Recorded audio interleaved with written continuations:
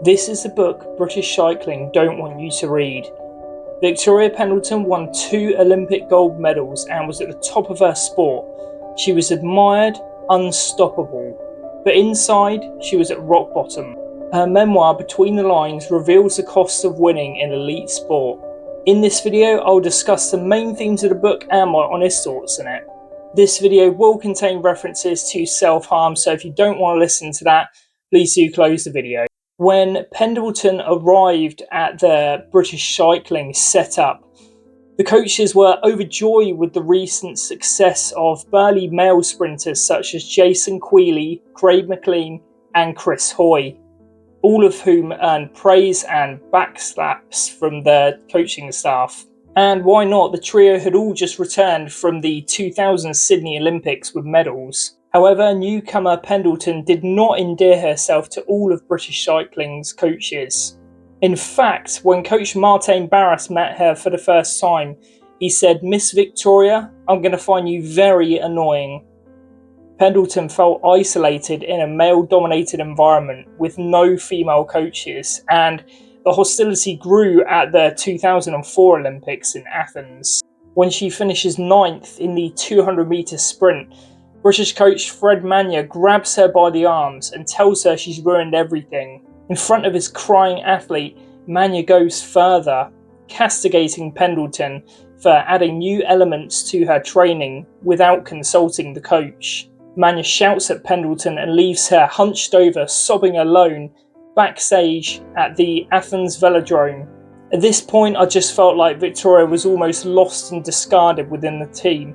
I can't believe British cycling would allow such conduct in the workplace. Indeed, Pendleton's mental health was already suffering before the 2004 Olympics. In the book, she discusses her lack of confidence, despite eventually winning 9 world titles on the track. One of her lowest ebbs came in 2003. Alone and bereft, she cut her arm with a knife, describing this as a tracer of my shame. She confides in her sports psychologist Dr. Steve Peters that she just doesn't know what her strengths are, and I viewed this really as Pendleton just feeling like she didn't belong at the top of world cycling. This is the harsh reality of sport. You need to manage doubt, but you also need to cultivate that sense of self-belief.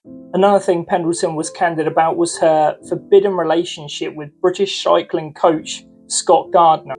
Now, earlier when they got together, they knew they couldn't go public as that would be breaking protocol. They had to lead double lives in the build-up to the 2008 Olympics, relying on clandestine phone calls. When she's on the Olympic podium with her sprint gold medal, she feels blank and cold. She doesn't feel any joy at being unable to just go and give Scott a hug. For her, winning gold was a soulless transaction. Moments later, when the pair then tell British cycling about their relationship, Pendleton is vilified and Scott is offered an ultimatum: work or love. The atmosphere then becomes even more toxic. Coach Shane Sutton retreats from Pendleton and warns her to steer clear of Scott.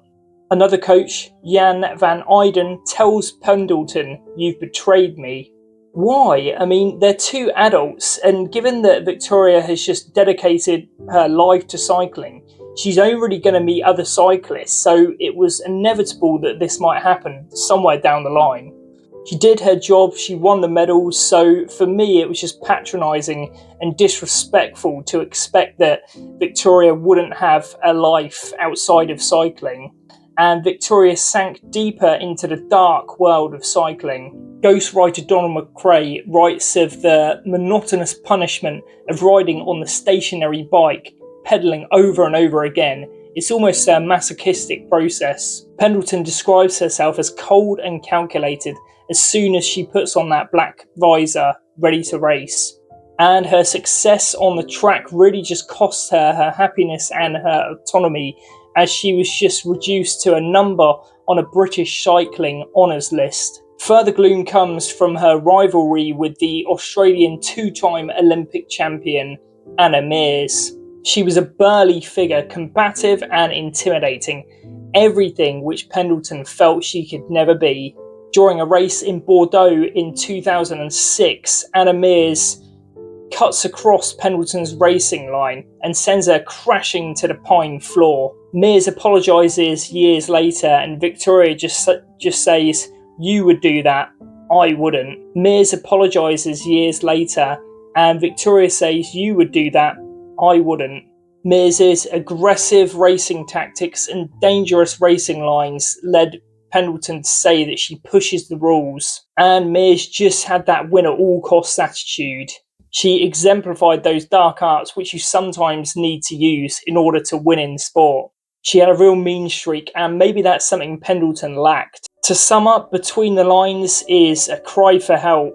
I felt British cycling really diminished Pendleton and just pushed her into the background. With this, she did show admirable stubbornness to survive. That was perhaps due to her time cycling as a child, when she followed her father, Max Pendleton, an amateur cyclist, up and down the hills of Bedfordshire. Her upbringing really gives us a little bit of a look into where she got that really stubborn mindset from. She's so vulnerable in the book, and it's a lot like Andre Agassi in his book Open. Like Agassi, she didn't love her sport, she just wanted to prove her coaches wrong.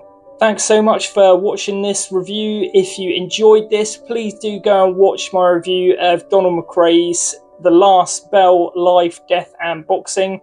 Thanks again, and hope to see you soon.